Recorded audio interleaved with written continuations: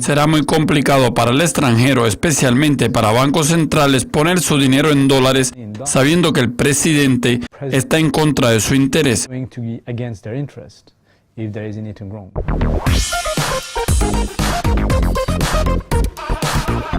35 años atrás, Reagan y Thatcher establecieron regulaciones sobre la financiación, haciendo más bajas las tasas de interés.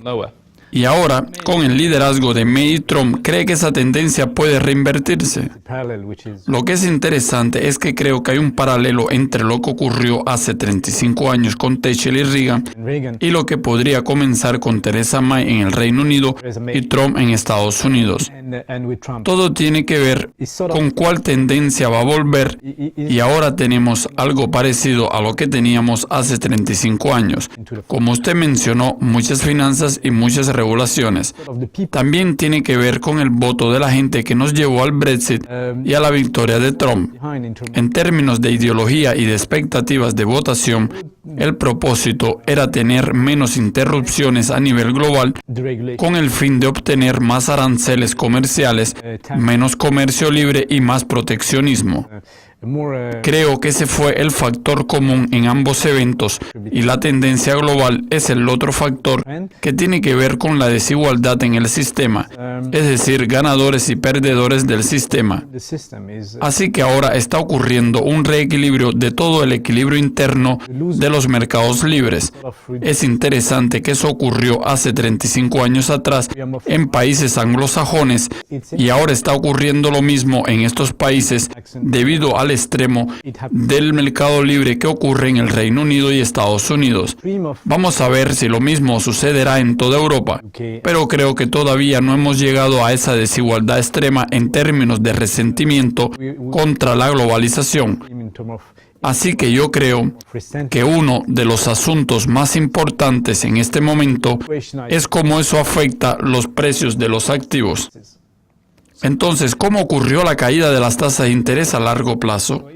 En verdad, si analizamos los años anteriores, podemos ver que la tendencia principal que ocurrió en la relación conservadora entre Reagan y Thatcher fue ese largo declive en las tasas de interés, donde nos enfrentamos a la inflación, la desregulación, la globalización y hasta la demografía, incluso contribuyó a la reducción de las tasas de interés de 3 a 5 años. Con solo ajustes cíclicos. Ellos siempre están tratando de reducir y al día siguiente tras el Brexit, las tasas alcanzaron su mínimo histórico y en los últimos meses han seguido aumentando e incluso tras las elecciones están aumentando.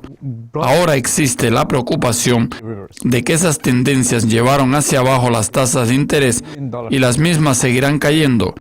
Creo que esa es una pregunta de miles de millones de dólares. El declive de las tasas de interés fue impulsado por la política y la demografía debido a que el envejecimiento favorece a la población al declive de las tasas de interés. Creo que vale la pena considerar lo que ha cambiado y cómo Trump y la administración principal podrá hacer las tasas más altas. Por otra parte, creo que el principal cambio fue en la parte fiscal y ahora en el programa de Trump podemos observar lo mismo. Vamos a ver grandes gastos fiscales del lado republicano. Normalmente no vendrán de los impuestos, sino de las deudas y como podemos ver, Reagan y Thatcher estuvieron en un gran déficit fiscal. Y creo que Trump es capaz de hacer de nuevo grandes gastos y recortes de impuestos, siendo así muy malo para las tasas de interés debido al hecho de que una vez que usted reduce los impuestos, de ese modo promueve más gastos y aumenta la deuda que tiene impacto sobre la inflación y necesidad de financiamiento. Por lo tanto, esos dos factores pueden aumentar las tasas de interés a largo plazo y la tendencia que tenemos va a cambiar la dirección. En cuanto a si la tendencia continuará durante 10 años, no lo creo. Creo que la demografía tiene mucho poder, pero tenemos que tener en cuenta al menos las tasas de interés durante algunos años. Por otro lado, creo que el rendimiento a 10 años en Estados Unidos es superior a 2% y el mercado está prediciendo 2,5 o 3% y es muy probable que caiga en el mercado de bonos. Así que en panoramas a corto plazo dependemos de las acciones de la Fed y de cómo ella va a gestionar la administración de Trump, y como sabemos la relación entre ellos no es amigable. Así que en su mayoría la Fed es más democrática y Trump la criticó claramente. Por lo tanto, no creo que siguiendo así vamos a obtener alguna relación muy constructiva y amable, pero es posible el escenario donde habrá tensión en las tasas de interés y las mismas van a subir para esos 2 años. Entonces, ¿cómo afecta todo eso la asignación de activos? Si volvemos a su primera pregunta, que fue sobre la elección y el efecto, eso tiene que ver no solo con las tasas de interés, sino también con la forma en que desea asignar a su portafolio a largo plazo. En la base diaria, la elección no tiene gran impacto. Eso simplemente tiene que ver con la volatilidad y nada más. Pero en un panorama a 10 años, existe una gran diferencia entre la administración de Clinton, Nixon o Carter.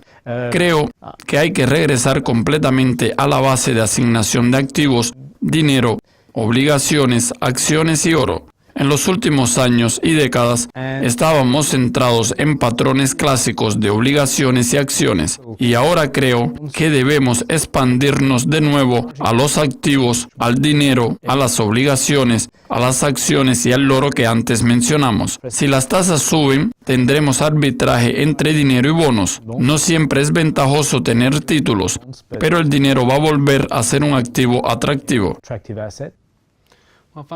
Muchas gracias por venir a nuestro estudio. Fue un placer. Gracias. Gracias por vernos y no dejen de hacer clic en nuestro canal para más entrevistas exclusivas. Adiós.